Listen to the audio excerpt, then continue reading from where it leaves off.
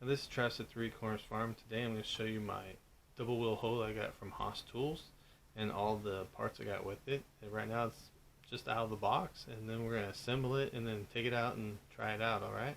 The double wheel hoe, of course, comes with the two wheels. I got the body, I got the sweeps, plows, and the cultivators, and then plus the handles. Alright, so we're going to start assembling this now.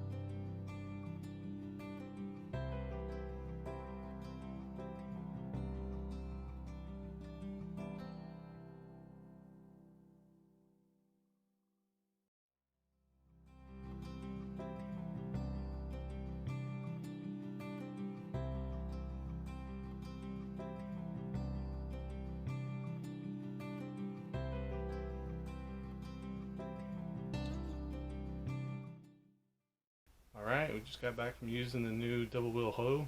The Cultivator Teeth tear up the beds pretty good and get them fluffed up much faster than using the Cultivator tiller. This will save us a ton of time when we move over to the 1 acre lot that we're going to start prepping here pretty soon. After that, if you like what we're showing, you want to see more videos, subscribe and follow us, and have some more videos coming up soon.